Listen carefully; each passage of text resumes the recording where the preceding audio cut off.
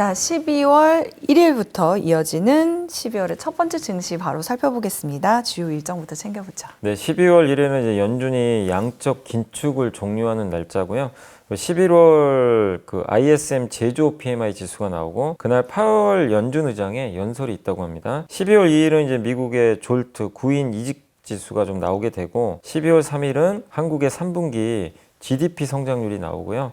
미국 ISM 서비스업 PMI 지표가 나올 예정입니다. 12월 4일은 이제 미국의 주간 실업수당 청구 건수가 나오고 12월 5일은 미국의 9월 이제 개인 소비 지출 PC 물가 지수가 나오고요. 미국에서 11월 미시건대 소비자 신뢰 지수가 나오고 마이크로소프트가 주주총회가 예정이 돼 있다고 합니다. 네, 어제 저희가 차기 연준 의장 얘기도 했었는데 파월 연준 의장의 연설 궁금하네요. 네, 이게 정말 너무 중요할 것 같아요. 왜냐하면 지금 많은 연준 위원들이 금리 인하 쪽으로 요새 발언들이 좀 바뀌어 가는데 연준 의장이 또 이번에도 애매모호한 발언을 하면 갑자기 또 금리 인하 확률이 또 떨어져 버릴 수도 있어요. 근데 인정하는 듯한 발언을 하면 이제 거의 확실해지는 거죠. 맞아. 그래서 이제 1일 연설이 너무나 중요하다 이렇게 보시면 되겠고, 그리고 연준이 이제 그동안 양적 긴축이죠. 이 긴축을 한다는 거 어쨌든 유동성을 조이는 건데 이게 드디어 끝납니다. 예, 그래서 이제 시중 유동성에는 긍정적인 효과를 낼 것 같고, 그 다음에 요새 고용지표를 정부에서 발표한 거 못 보잖아요. 그래서 민간 고용지표를 보는데 그 중에 하나가 졸트라는 이제 지표인데 여기서 이제 구인 건수나 뭐 이직이라든가 이런 것들을 좀 우리가 알 수가 있거든요. 그래서 고용지표를 확인 가능하니까 한번 보시고, 마지막으로 금요일 날 마이크로소프트 주주총회도 중요합니다. 마이크로소프트랑 오픈 AI랑 이제 지분 관계가 또 있잖아요. 맞아요. 요새 구글이 너무 잘 나가니까 마이크로소프트 주주들도 질문들을 많이 할 것 같아요. 지금 구글의 이런 이슈라든가 또 엔비디아의 관계, 엔비디아에서 GPU 제일 많이 사는 기업 중에 하나가 또 마이크로소프트니까 그런 관점에서 뭔가 또 반격 카드는 있는 건지, 그래서 그런 것들에 대한 답이 많이 나올 것 같으니까 한번 마이크로소프트의 주주총회도 주목을 해야 될 것 같습니다. 네, 진짜 12월 이제 그야말로 2025년 한 달밖에 안 남았는데 시작이 벌써부터 뭔가 이렇게 인텐시브한 느낌이 듭니다. 자, 지난주에는 또 한국은행 금리 동결이 있었거든요. 그러면 이제 금리 인하는 앞으로 어려울 거다 이렇게 보는 게 맞겠죠? 당분간 좀 어려울 것 같아요. 일단은 인하를 안 한다는 아닌데요. 당분간 동결할 것 같습니다. 그래서 성장률 전망치도 올려버렸고 물가 전망도 각각 올해와 내년 다 올려버렸고요. 이창용 총재의 코멘트가 좀 있긴 있어요. 그걸 좀 종합해서 말씀드리면 금리 인상은 아니에요. 그때 인상하는 거 아닌가 우려는 했지만 그건 확실히 선을 그었고, 다만 이제 인하냐 동결이냐는 그건 모두 열어놨다 이렇게 언급을 했습니다. 그리고 환율 상승이 물가를 좀 자극할 수 있어서 이 점은 좀 우려된다 이 얘기를 했고요. 그리고 기준금리 지금 이제 앞으로 만약에 동결로 바뀌었다면 이게 인상까지 가는 데는 어쨌든 최소 1년 이상의 기간이 걸리니까 그걸 본다면 혹시라도 금리 인상을 하게 되면 27년 같아요. 내년까지는 뭐 금리 인상 가능성은 좀 높진 않다. 이렇게 좀 보고 있는 것 같습니다. 그래서 지금은 어쨌든 이제 금리 동결 쪽으로 앞으로 향해 갈 가능성이 높은데, 근데 이 이창용 총재가 했던 얘기는 뭐냐면 저는 내년에 그래서 금리 인하 한 번은 해야 되지 않나 이렇게 생각을 하고는 있거든요. 왜냐하면 이 아웃풋 갭이라고 하는데 이게 뭐냐, 우리나라 잠재 성장률이 있잖아요. 그러니까 우리나라의 기초 체력으로 최대한 이끌어내는 성장률, 그게 한 2% 되는데 내년에 한국은행이 뭐라고 했냐면 우리나라 경제 성장률을 1.8로 얘기했어요. 그럼 0.2%가 부족하죠. 요 차이가 이제 아웃풋 겟이라 그래요. 그럼 이걸 메꿔줘야 돼요. 0.1을 어떻게든 끌어올리는 게 한국은행의 역할인데, 그래서 하는 게 뭐죠? 금리 인하를 해서 이 부족한 0.2% 성장을 채우겠다. 요건데, 근데 이게 0.2%를 어쨌든 한국은행이 채우기 위해서 노력을 해줘야 되거든요. 그럼 금리 인하라는 거죠. 그래서 한 번 정도의 금리 인하는 좀 하지 않겠냐. 이렇게 좀 보고 있습니다. 그래서 일단 내년 뭐 상반기가 될지 하반기가 될지는 모르겠지만 실제로 골드만삭스도 내년에 한 번 정도 인하할 것 같다. 이런 또 전망을 했다고 합니다.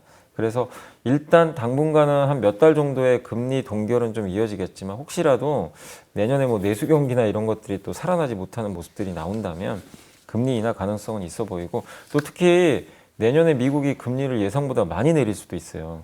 그러면 미국과 우리가 금리 차가 좁아지니까 내리는데 부담이 좀 없거든요. 그래서 미국이 혹시라도 더 많이 내린다면 뭐 일단 우리나라 금리 인하 한 번 하는 건 큰 문제는 없지 않을까 이렇게 예상을 하고 있습니다. 네, 자 네이버 두나무 이 결합 한번 살펴볼게요. 이게 뭐 기자간담회도 있고 그랬는데 물론 뭐 업비트는 또 무슨 해킹 사건이 있긴 했어요. 근데 어쨌든 네이버도 두나무도 주가가 하락하는 모습을 보였거든요. 이건 왜 그런가요? 일단 이제 네이버 자회사인 네이버 파이낸셜과 두나무죠. 여기가 이제 포괄적 주식 교환을 하겠다. 공시를 했는데 주식 교환 비율이 1대 2.54라고 하는데 두나무 한 주를 주면 네이버 파이낸셜 주식을 2.54주 받는 거예요. 그렇게 해서 하는데 이제 두나무는 100% 네이버 파이낸셜 밑으로 들어가요. 이제 두나무 주식은 아무도 갖고 있을 수가 없어요. 네이버 파이낸셜만 갖게 되는 거죠. 대신에 네이버 파이낸셜 주주가 바뀝니다. 네이버 파이낸셜 주식을 받게 되는 거잖아요. 그래서 두나무 최대 주주인 그 송치영 의장이 네이버 파이낸셜 최대 주주가 될 것 같아요. 19.5%. 네이버가 그 2대 주주 17%로 이제 아마 될 것 같은데 여기서 이제 핵심은 합병했을 때 효과가 있겠느냐. 이걸 좀 우리가 한번 들여다봐야 되는데 그 네이버 같은 경우는 이제 합병을 하려는 이유가 결국 네이버가 광고, 전자상거래, 콘텐츠 같은 사업을 하는데 뭔가 하나의 또 새로운 성장 동력이 필요하긴 하거든요.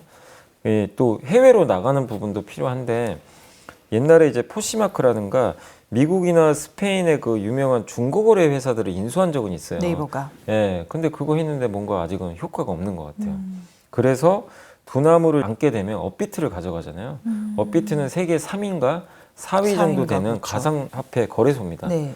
해외 진출하기가 되게 용이한 이제 플랫폼이죠. 이걸 품게 돼서 스테이블 코인 시대를 또 준비할 수가 있는 거죠. 두나무 입장에서는 이게 그동안은 이 어떻게 보면은 가상 자산 거래소 국내 1위인데 제도권에서 한 건 아니거든요. 근데 네이버랑 같이 하게 되면 제도권 안으로 들어오게 되는 거죠.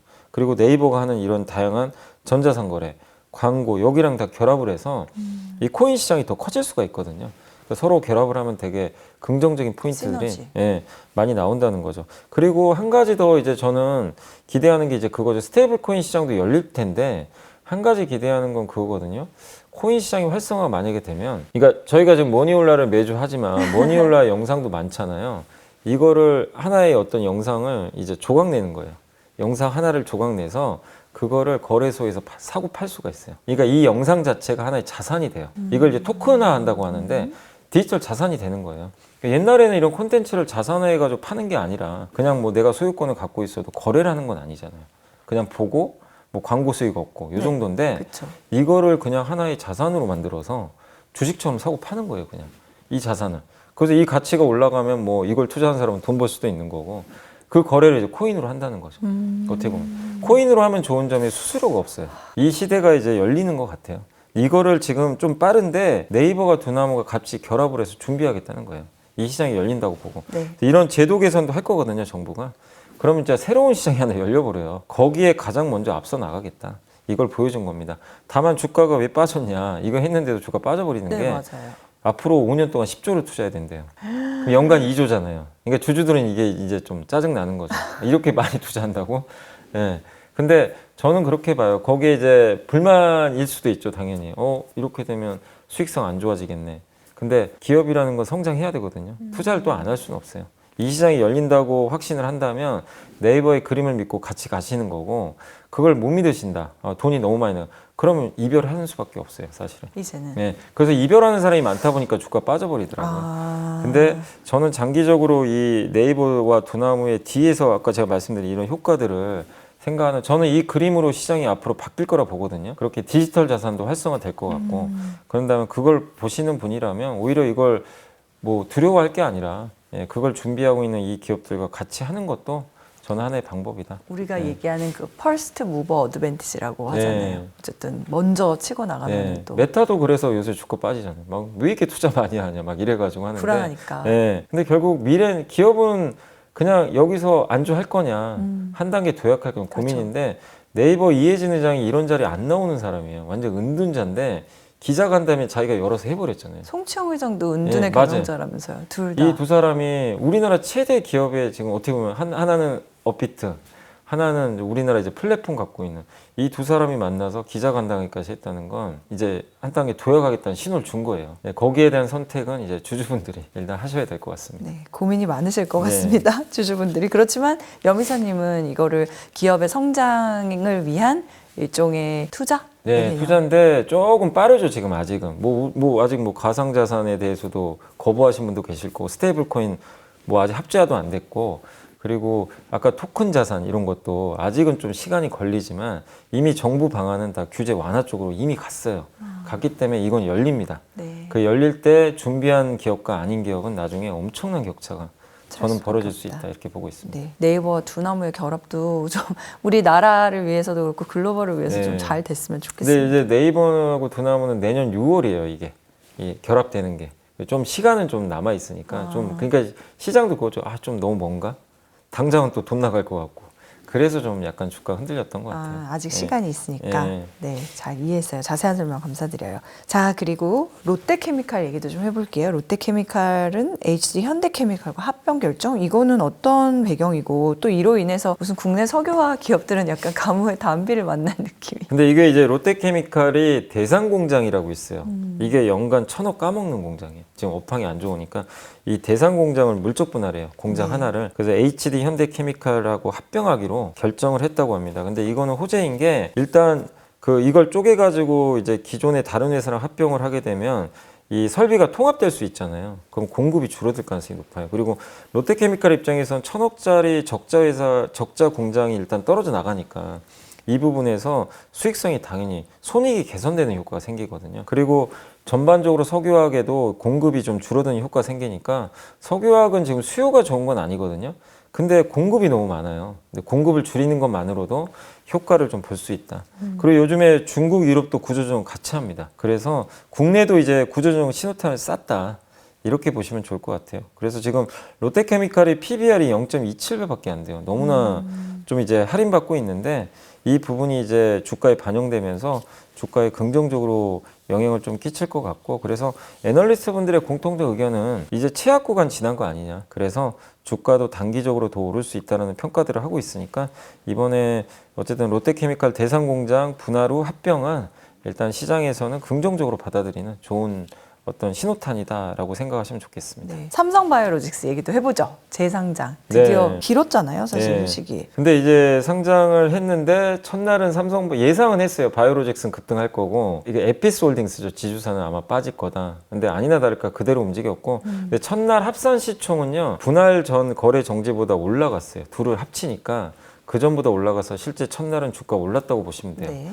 근데 다음날 주가가 둘 다 급락을 해버렸어요. 이유가 뭐냐면 삼성 에피스홀딩스가 인적 분할로 새로 상장했는데 시총이 작아졌잖아요. MSCI 지수 편입 기준을 충족을 못해서 지수에 못 들어갔대요. 그럼 지수에서 빠지면 여기 들어갔던 펀드는 무조건 팔아야 돼요. 그냥 팔아야 돼요. 이 기업과 상관이 팔아야만 없어요. 해. 네. 그럼 물량이 한 2,600억 나왔나 봐요. 그래서 그날 주가가 한 20%가 폭락을 해버린 거죠. 그리고 나서 다시 올라왔어요. 네. 다시 이제 주가가 회복됐는데 이건 그냥 수급 이슈고 수급 이슈는 끝났습니다. 그럼 이제 앞으로 어떻게 될 거냐? 많은 애널리스트 분들이 이제 삼성 바이오로직스가 이제 본업이잖아요. CDMO 위탁 생산 여기 목표가를 대부분 올렸는데 지금 시총이 한 80조 원대 될 거예요. 근데 지금 대신증권도 지금 이제 목표가를 이번에 220만 원까지 좀 올렸고 네. 160만 원에서 지금 거래되고 있거든요. 굉장히 높이 올렸고 미래에셋증권 같은 경우는 일단 적정 기업 가치를 지금 106조 원 정도로 잡아줬습니다. 106조 원이면은 지금 시총이 한 80조 원대 되니까 여기서 한 20-30%더 오를 거로 좀 보고 있고 그래서 지금 상상인 증권도 마찬가지예요. 주가 오르는 쪽으로 목표 주가 200만 원 제시를 했는데 공통적으로 이게 분할하면서 고객과의 이해상충 관계가 해소됐다. 그래서 미국의 제약사가 삼성바이오에 위탁 생산을 할 때 밑에 복제약 회사가 있으니까 좀 부담이 됐거든요. 이게 분리가 되기 때문에 이제 그 주문을 내는데 크게 좀 부담이 없어졌고 그리고 순수 회사가 되면요. 이 주가가 재평가를 받습니다. 섞여 있는 것보다는 이익률이 올라가거든요. 바이오로직스가 이익률이 더 좋은 편이에요. 근데 이익률이 좀 낮은 회사랑 좋은 회사가 섞여 있으면 약간 이게 흔히 희석된다 그러잖아요. 네. 근데 이게 떨어져 나가면 삼성바이오로직스는 당연히 그 순수 업체로 이익률이 올라가게 되겠죠. 그 효과도 있기 때문에 그리고 마지막으로 미국에 이제 많이 말씀드렸던 거죠. 작년에도 말씀드렸지만 미국의 생물보안법이 드디어 상하원 다 통과를 했고 이제 우리에게 트럼프가 반사 이익을 줄. 도장만 찍으면 된대요. 그래서 실제 이제 거의 통과가 됐기 때문에 내년부터는 이제 삼성바이오한테 유리해지겠죠. 이 부분도. 그래서 이런 걸 본다면 주가가 수급 때문에 흔들렸지만 바이오로직스의 재평가는 이제 본격적으로 시작될 가능성을 좀 염두에 둘 필요는 있는 것 같습니다. 네, 잘 들었습니다. 자, 그리고 금요일 날 갑자기 국내 코스닥, 증시가 네. 좋았던 게 이 코스닥 붐업을 위한 정부의 의지다. 자, 이것도 내용 살펴봐야죠. 네, 일단 정부가 이건 물론 근데 정부가 아직은 확정된 거 없다고 다시 반박 보도를 내긴 했는데 일단 아마 할 가능성은 좀 있는 것 같아요. 아마 검토는 하고 의지는 있는 것 있다. 같아요. 네. 그래서 지금 일단 최근 이제 정부가 왜 갑자기 코스닥 붐업 얘기가 좀 나왔냐? 6개월간 그러니까 코스피가 50% 올랐는데 코스닥은 20%밖에 못 올랐어요. 그러니까 너무 못 오르니까 이건 좀 문제 있다. 그리고 코스닥에 대한 이미지가 좀 별로 안 좋아요. 뭐냐면 단타족 투기판, 작전 세력 놀이터라는 좀 오명이 있나 봐요. 그러니까 이제 이런 걸 좀 개선하자. 그래서 코스닥 붐업 시키자. 이렇게 지금 고민을 하고 있는 것 같습니다. 그래서 핵심은 뭐냐면 일단 개인 투자자 유인책, 이게 뭐냐, 코스닥 벤처펀드에 가입을 하게 되면 지금 소득공제 한도가 3천만 원인데 5천만 원까지 이거를 올려주려고 하나 봐요. 그러면 투자금의 10%를 그냥 받으시는 거예요. 최대 공제액이 그럼 300만 원인데 네. 여기에 들어가면 500만 원 그냥 돌려받는 거죠. 굉장한 혜택이 될 것 같고, 그다음 벤처펀드의 그 공모주가 이제 코스닥의 공모주가 상장할 때 코스닥 벤처펀드의 공모주를 우선적으로 비중을 25에서 30%까지 올려주겠다. 이것도 굉장히 파격적이죠. 그리고 기관 투자가 지금 현재 연기금 같은 경우 코스닥 투자 비중이 3%밖에 안 된대요. 이걸 5%까지 올리는 쪽으로 이제 전망을 하고 있고, 그리고 뭐 퇴출 기준도 좀 강화할 거고, 또 증권사가 이번에 이 종합금융투자 사업자로 선정된 회사가 2개 있거든요. 네. 이 대형 회사들이 일단 중소벤처기업에 20조 원 이상의 신규 모험 자본을 아마 투입할 가능성도 있다고 하는데, 이 모험 자본 같은 경우는 주로 벤처기업들 같은 데 또 투자를 하게 되거든요. 그래서 그렇게 되면 코스닥이 또 좋겠죠.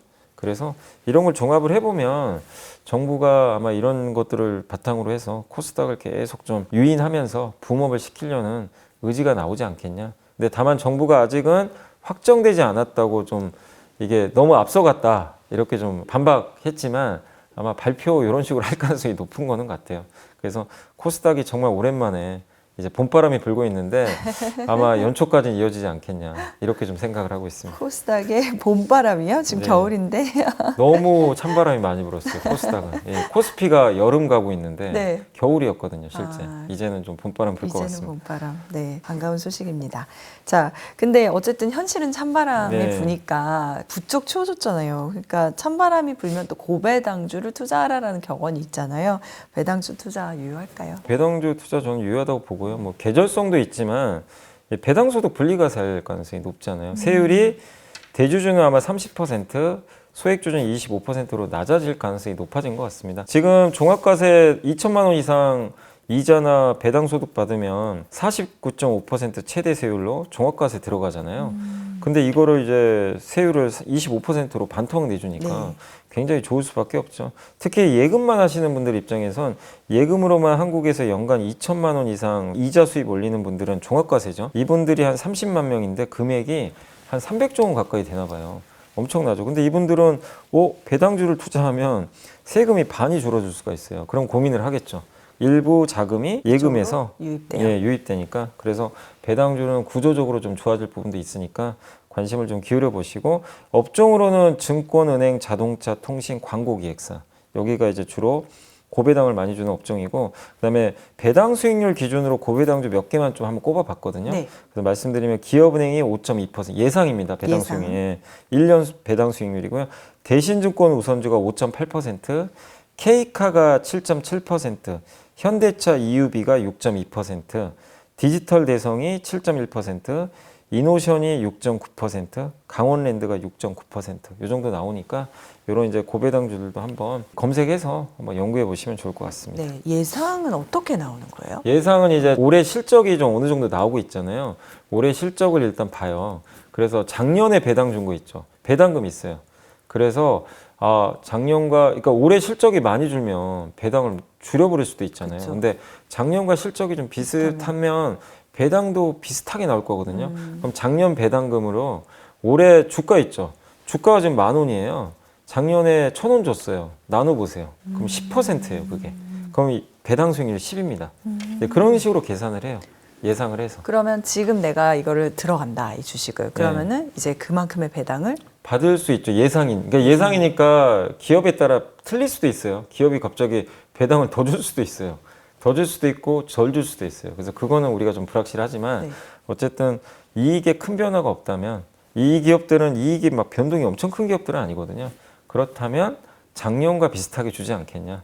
그러면 이제 얼추 우리가 예상을 할 수가 있으니까 그래서 요 정도는 내가 지금 투자하면 기업은행을 만약에 내가 투자하면 5% 배당 수익 배당을 받는 시기는 그러니까 그렇게 보통 한 되면은 3월이나 그쵸. 4월에 받게 됩니다. 그러니까 그 정도의 텀을 두고 예상하고 하는 거죠. 맞습니다. 네, 알겠습니다. 자, 그리고 이거를 반영해서 사실 주가는 또 오르기도 하겠네요. 그죠. 이제 보통 그래서 연말에 좀 올라요. 배당주들이. 이게 뭐 배당소득 분리과세 아니어도 항상 연말에 올랐는데 올해는 더 관심 가지지 않을까 이렇게 생각하고 있습니다. 네, 알겠습니다. 자, 12월에 이제 들어서는데 11월에는 사실 증시가 좀 힘들었다라고 보는데 12월은 그러면 살아나는 거예요? 이렇게 볼 것 같아요. 둘 다 조정 구간으로 보고 있어요. 아, 근데 성격이 달라요. 11월은 좀 과격해요. 그러니까 가격 조정. 실제로 그랬죠? 확 코스피 빠져버렸어요.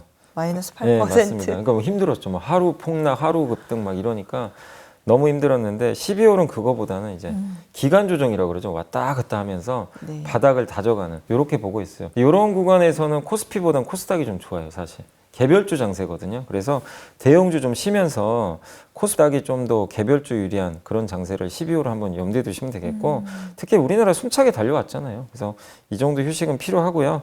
근데 변수는 FMC에서 금리 인하가 된다면 좋을 텐데 안 되면 12월도 한 번 더 변동성이 또 나올 수도 있어요. 근데 일단 예상은 금리 인하로 보고 있는데 봐야 되겠고 또 파월의 입을 주목해야 돼. 네, 맞습니다. 그렇죠. 그리고 12월 9일 날 오라클이 실적 발표해요. 여기 AI 버블의 이게 진화지가 여기입니다. 오라클은 돈도 많이 못 받는데 투자는 왜 이렇게 많이 하냐. 이거 위험한 거 아니냐. 진원지. 네, 진원지입니다. 네. 여기가 실적을 어떻게 될지. 내놓고 어떤 전망을 할지. 그거에 대한 시장 반응을 보세요. 여기가 잘 풀리면 AI 버블 쏙 들어가겠죠. 그러면 12월 괜찮을 수가 있어요. 근데 여기가 위태로워지면요. 또 한 번 변동 또 나옵니다. 11월. 그러니까 우리가 이 12월 9일, 10일이 좀 중요한 것 같아요. 되게 그걸 좀 보시고 그리고 배당소득 분리과세도 통과돼야 되잖아요. 네. 요것까지는 좀 세 가지는 확인은 필요하지만 일단 기본적으로 여기에 큰 문제가 없으면 12월은 좀 편안하게 횡보할 것 같다. 이렇게 좀 보시고 그리고 잠깐의 휴식 기간 동안 내년을 대비한 포트폴리오 재정비를 하시면 좋겠고 일단 주도 업종은 AI 쪽에서는 미국의 M7 여전히 괜찮고요. M7. 반도체랑 우리나라에서 바이오가 주도 업종 계속 보고 있고 네. 내년에 좋아지는 업종은 엔터, 화장품, 석유화학, 자동차, 2차 전지, ESS 쪽. 테마 쪽으로는 아까 말씀드린 고배당주랑 그다음에 흔히 요즘에 피지컬 AI, 로봇하고 뭐 자율주행. 저희 피지컬 AI 또 비욘드 비즈에서 네. 다뤘습니다. 그래서 이런 것들 이 테마가 되지 않겠냐. 네. 이렇게 해서 한번 내년 그림을 한번 그려보시면 좋을 것 같습니다. 네, 12월은 2026년을 준비하는 달로 또 이렇게 이사님께서 말씀 주셨어요. 자, 이제 이번 주 보고서 일요일 순서 보고 마무리해 볼게요. 네, 삼성증권의 서근희 신수환 연구원님이 2026년 진짜 승자는 누가 될 것인가? 바이오 얘기입니다. 안 그래도. 바이오. 예. 그래서 지금 글로벌 제약업계에 무슨 일이 벌어지고 있냐면 빅파마, 대형 제약사들이 위기다. 왜냐하면 2030년까지 이제 돈을 많이 벌어주던 약품들이요 특허가 끝나요. 특허 끝나면 무슨 일이 발생하죠? 복제약들이 막 쏟아집니다. 그럼 어떻게 될까요? 이익이 확 줄어버리겠죠. 판매가. 왜냐하면 복제약은 효능은 똑같은데 가격은 거의 반값이에요. 그러니까 이제 힘들죠. 그래서 이걸 방어를 해야 되거든요. 방어를 하기 위한 기술을 지금 사고 있대요. 아니면 M&A라거나. 네. 그래서 거기에 해당되는 우리나라 기업들이 많아서 이들의 위기는 우리의 기회다. 이런 좀 전략입니다. 근데 바이오 기업들이 성공하려면 필요한 세 개가 필요하대요. 첫 번째가 시장이 커져야 됩니다. 작은 시장이 안 돼요. 비만, 당뇨, 알츠하이머, 항암제. 이 시장에 들어가 있어야 돼요. 그리고 두 번째가 임상 데이터가 당연히 있어야죠. 아무리 기술이 좋다고 얘기해봐야 사람한테 써서 효과 있는 걸 검증을 해줘야 될 거 아니에요. 그래서 임상 데이터. 그러니까 예를 들면 보로노이라는 회사가 있어요. 네. 이 회사가 항암제 VRN11이라는 요거를 그 신약 후보 물질을 환자한테 투약할 때 그때 시가총이 6천억이었어요. 근데 이게 임상에서 잘 나오니까 지금 시총이 얼마냐면 4조 원이 됐어요. 임상이 잘 되니까 그러니까 데이터로 검증하는 거죠. 그리고 마지막이 플랫폼 기술이 있어야 된다. 차별화된. 네. 남들과 똑같은 거 만들면 안 되고 예를 들면 주사를 맞아야 되는 거 알약으로 바꿔주는 기술이라든가 매일 맞는 주사를 한 달에 한 번 맞게 해주는 맞아요. 네. 이런 거. 요 세 가지가 있으면 성공한다. 그걸 좀 잘 정리해 주셨고 그래서 지금 핫한 네 가지 기술 트렌드가 있는데 첫 번째가 비만 당뇨. 요게 트렌드가 이제 근데 여기서 핵심은 예전에는 살이 많이 빠진다가 중요했는데 이제는 근육이 빠지면 안 돼요. 와, 이걸 막아줘야 돼요. 근육 안 빠지고 맞죠. 예, 그 다음에 알약 빈테크. 형태. 알약이요. 예, 알약 형태로 좀 만들고 있죠. 주사 말고. 예, 그래서 그런 걸 해주고 있고 거기다가 이제 아니면은 주사 맞을 때 월 1회만 맞게 해주던가 매주 맞잖아요 지금은. 그렇죠. 그래서 거기 관련된 기업들이 한미약품, 동아ST, 펩트론, 인벤티지랩, D&D 파마텍 이런 기업들이 있고, 두 번째가 향체 약물 접합제라고 하는데 이게 ADC라고 하는데 뭐냐면 그 항체에다가 독소를 붙여가지고 그 암세포에 딱 가면요 얘가 터져요. 암세포 앞에서. 그럼 암세포가 없어지겠죠. 그걸 ADC라 그래요. 그러니까 암세포만 죽여버리는 거예요. 예. 그래서 이제 그 시장이 커진다.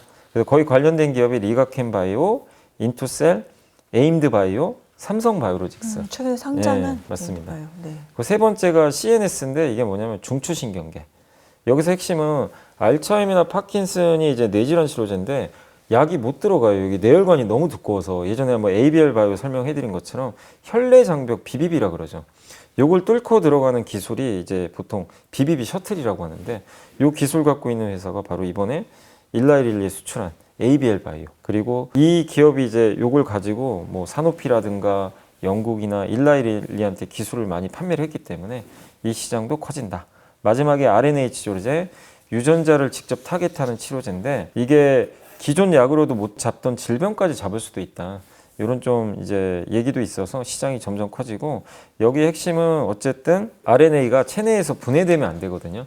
체내에서 원하는 세포까지 잘 도착하게 만들어주는 그런 기술이 필요하다. 그래서 관련해서 올릭스랑 ST팜이 좀 있다라고 좀 전망을 해주셨습니다. 그래서 이렇게 좀 설명을 드렸고, 근데 여기에 이제 주목할 기업은 8개를 꼽아주셨어요. 네. 그래서 ABL 바이오, 리가켄 바이오, 코오롱 티슈진, 올릭스, 오스코텍, D&D 파마텍, 에이프릴 바이오, 에임드 바이오 여기까지 좀 꼽아주셨으니까 한번 이 기업들은 따로 공부를 해보시면 좋을 것 같습니다. 네. 와, 이제 진짜 12월에 들어선다는 게 실감이 나는 게 벌써 12월 투자 전략, 그리고 이제 2026년도에는 이제 바이오들이 또 이렇게 시장을 잡을 것 같다, 이런 전망 내주셨고요. 실수가 없습니다. 뭐 연말에 바쁘시겠지만 또 저희 연블리의 비밀노트 머니올라 함께 해주시면서 좋은 투자 아이디어들 얻으셔서 2026년 맞을 준비 잘 하시길 바랄게요. 이사님, 감기가 살짝 걸리신 것 같아요. 제가 약간 비염이 있어가지고 감기는 아닌데 이렇게 다행이네요. 하면 추워지면요 갑자기 코가 네, 콧물이 좀 나와서요. 네, 찬바람 부는데 건강 관리 잘 네, 해주시기 바랍니다. 알겠습니다. 네, 저희는 다음 주말에 또 다시 뵙도록 하겠습니다. 고맙습니다. 감사합니다.